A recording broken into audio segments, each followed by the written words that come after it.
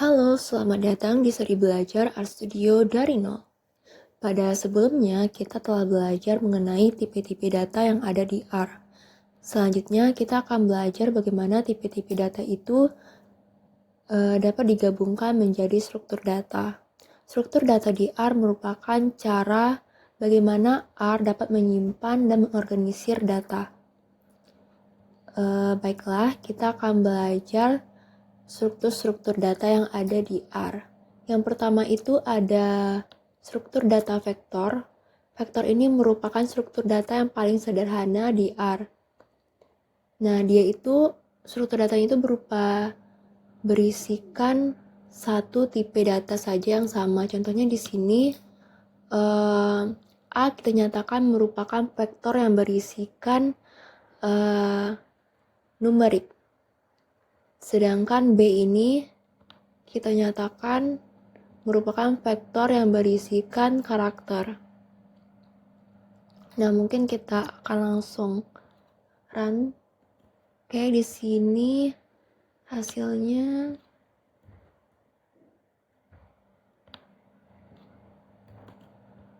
ini yang B. Jadi outputnya seperti ini, sama seperti tipe data yang karakter itu selalu diberikan tanda kutip ya. Nah, untuk melihat vektor urutan yang ketiga atau yang kedua, itu kita bisa menggunakan fungsi ini. Jadi ini vektor A, urutan yang kedua itu apa angkanya. Nah, sini dapat dilihat hasilnya adalah 2 sesuai ya sama ini. Nah, selanjutnya ada struktur data matriks.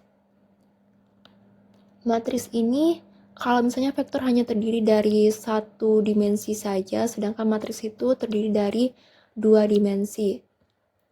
Nah, contohnya seperti ini, kita akan membuat matriks C itu terdiri dari 3 baris dan 3 kolom.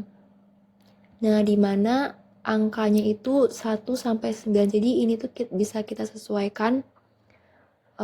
Kalau ini artinya 1 sampai 9, atau kita juga bisa nulis seperti ini 1 1 1 1 kayak gitu.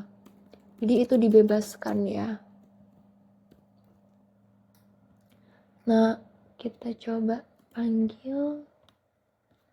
Oke, seperti ini hasilnya berupa matriks.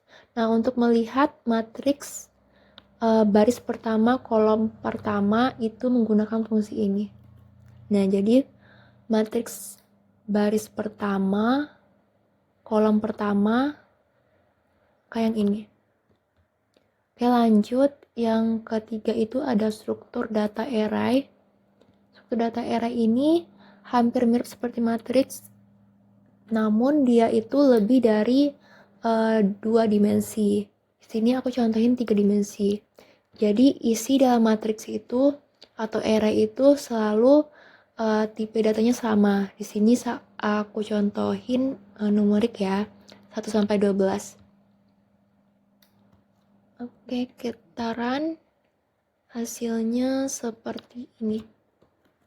Nah, ini 2 kali 3 ada 2 buah. Jadi ada 3 dimensi. Nah, untuk melihat datanya seperti ini. Jadi 3 baris pertama, kolom kedua, dan nomor 1 ini. Di 3 ya. Nah, selanjutnya itu ada struktur data list. Pada list ini kita sudah bisa menggunakan tipe data yang berbeda.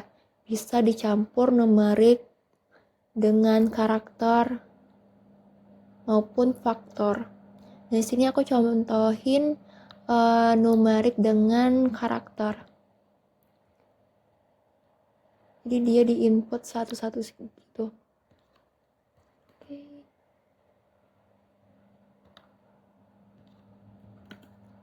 Seperti ini. Hasilnya itu seperti ini. Jadi dia itu bentuknya seperti list, namanya apa siapa saja, terus umurnya berapa aja. Dan itu tuh nggak harus banyak itu sama. Kalau ini kan 2, ini 1 jumlahnya umur, ini ada 3 jumlah nilainya. Jadi gak harus sama. Sebenarnya ada data frame.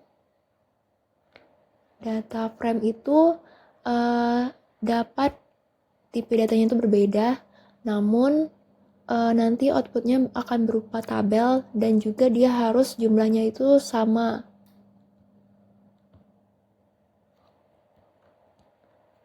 Coba kan, nah ini hasilnya berupa tabel. Nah ini sering digunakan dalam analisis. Kita coba apa bisa 2 aja ya. Nah jadi dia itu emang jumlahnya harus sama. Kalau nggak sama itu bakalan error. Itu kalau mau ini coba kita ini kalau NA bisa. Nah, gimana caranya kita melihat data kita itu strukturnya apa? Itu bisa menggunakan fungsi kelas ya.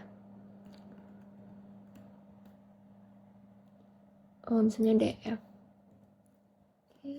Nah, di sini bisa dilihat apanya data frame, struktur datanya.